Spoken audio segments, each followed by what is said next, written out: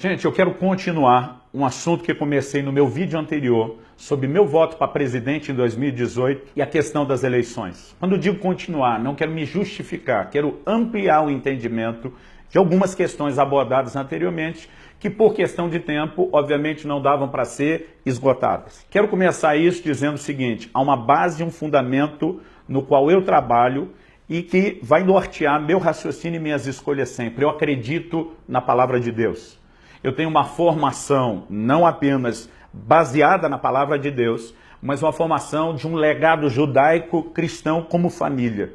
Obviamente, falo na perspectiva de um cidadão que entende que o voto não é apenas um direito de cidadania, é uma responsabilidade. Uma responsabilidade séria sempre, mas no momento, nos rumos que nossa nação tem tomado, que precisam de nós e do nosso entendimento correto sobre elas, como nunca antes. Então, a escolha da qual eu falo tem um posicionamento bíblico e, como tal, eu quero até discutir algumas questões bíblicas no que envolve o meu apoio, não a pessoa, mas a escolha de um pacote chamado Bolsonaro. Quando falo pacote, é porque muita coisa vem junto. Não estou dizendo que eu concordo com tudo que ele pensa. Não estou dizendo que eu não tenho vergonha de muita coisa que ele já fez ou que já falou. Estou dizendo que, nesse momento, acredito que ele seja a melhor opção para um quadro que está praticamente definido. Então, não vou discutir se você acredita ou não acredita em pesquisa eleitoral, até porque é um terreno pantanoso. Mas cientistas políticos estão claros e unânimes de que há uma vertente que nos coloca diante de uma bifurcação, uma escolha entre dois caminhos que estão diante de nós. Ou aceitar a continuidade de um governo não só corrupto, de um governo que saqueou a nossa nação, não só nos nossos valores financeiros, mas no nosso legado familiar, no nosso legado de fé. Se aceitamos a continuação disso, ou se vamos lutar por mudança, nem que seja uma mudança temporária para se lutar de novo numa próxima eleição. Agora entenda o seguinte, vou repetir o que já foi dito por amigos meus, Rina, Cote, várias pessoas falaram isso, não sei de quem a frase, não é minha, estão passando para frente como minha, não é minha. Um cristão que tenta defender o marxismo, ou não entendeu o que é cristianismo, ou não entendeu o que é marxismo, porque as duas coisas não se misturam. Nós temos aqui uma escolha que não defende apenas nossos valores cristãos, mas se posiciona também contra a instalação lenta e progressiva que estão tentando fazer de um marxismo que hoje é cultural, não se pega em armas como se fazia antigamente. Agora, alguns cristãos se levantam, reproduzindo a fala que colocaram dentro da cabeça deles. O que Jesus faria? Jesus voltaria no Bolsonaro? Não. Eu faço uma outra pergunta para você. Você acha que Jesus voltaria no Haddad? Você acha que Jesus voltaria na Manuela? É isso que você acha? Ou você acha que Jesus esperaria ele ser candidato para votar nele? Alguns estão tentando distorcer coisas que não se misturam. Quando estamos falando de escolher uma pessoa que vai ocupar um cargo, isso não significa avalizar 100% do que ela acredita, 100% do que ela pensa. Não é o que eu estou fazendo. Não estou tentando validar ou defender aqui uma pessoa. Estou tentando defender uma escolha. A escolha de um pacote, um candidato que acredita em coisas que talvez eu não acredite, que acredite em outras que certamente eu não acredito. Agora, que defende um pacote que na sua maioria é o que mais condiz com o que eu acredito. Eu não quero defender a pessoa, eu não quero defender se a fé dele é parecida com a nossa ou não, se a convicção dele se encaixa ou não. Eu quero dizer que nesse momento de poucas escolhas, ele é a nossa melhor opção por razões óbvias. Agora, quando a gente acredita que é óbvio, há tanta perspectiva, há tanto barulho, que isso se confunde. Então deixa eu esclarecer algo. Talvez o discurso que os cristãos que são contra a opção Bolsonaro, e eu quero saber se você entende o que é ser contra Bolsonaro nesse momento, porque você está defendendo outra coisa. Nesse momento, não escolher já é uma escolha.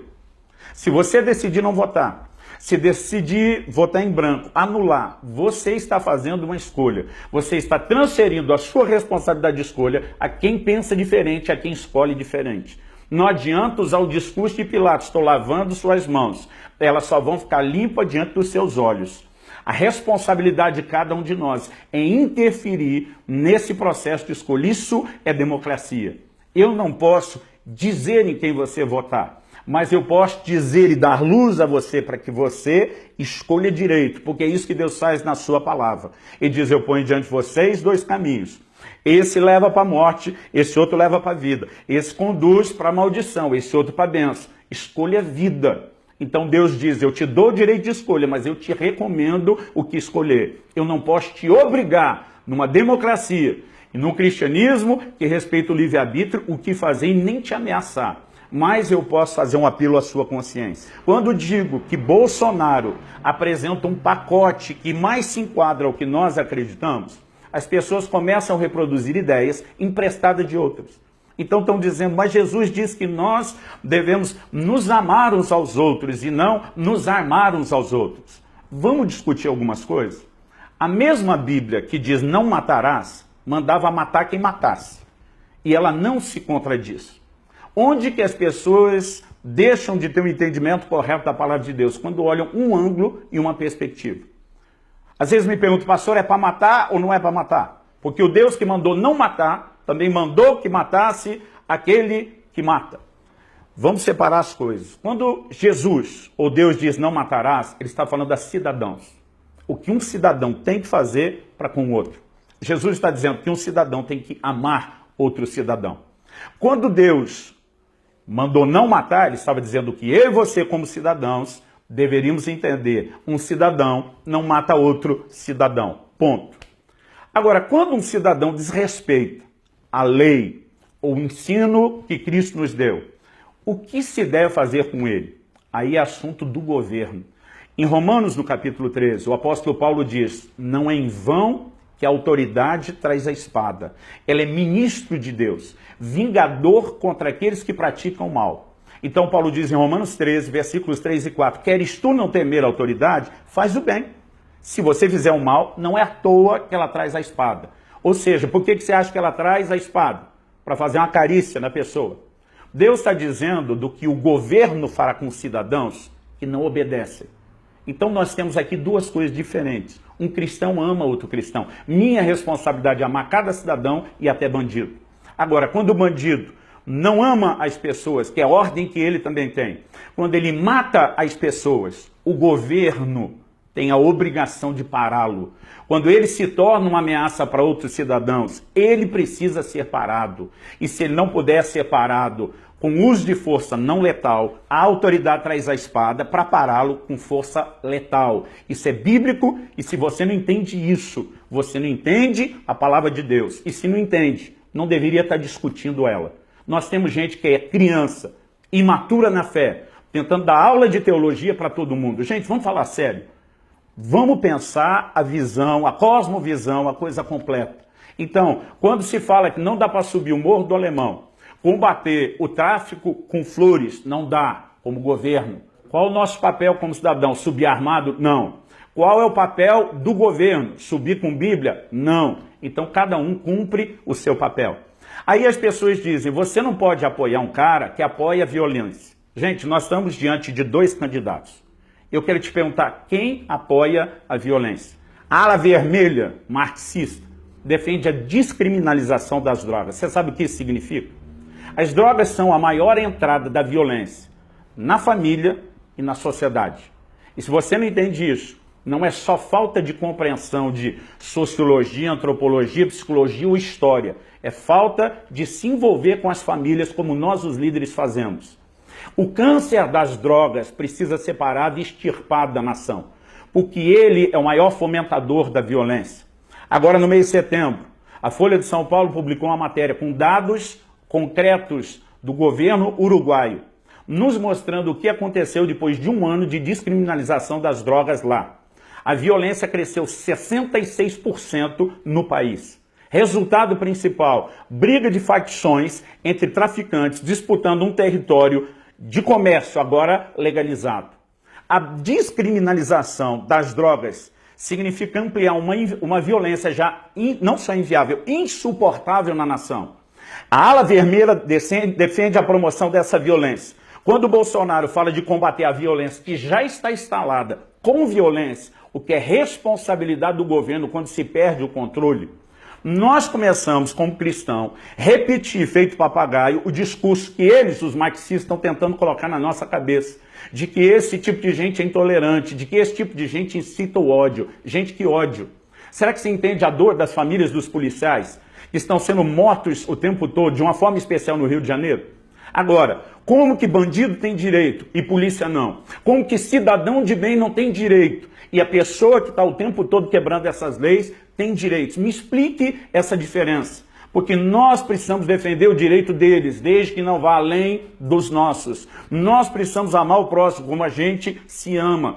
Nós temos um câncer chamado violência, que começa principalmente nas drogas, que precisa ser combatido. E temos dois partidos, um defendendo o aumento dessa violência e desse problema, um falando contra. E você acha que ser cristão é a linguagem de paz e amor? Meu amigo, deixa eu te dizer, isso é a linguagem hippie. Não tem nada a ver com o cristianismo. Você precisa entender a seriedade do momento. Então não estou defendendo a pessoa, mas um discurso de combate à violência, com violência, infelizmente, é necessário. Quais são nossas opções?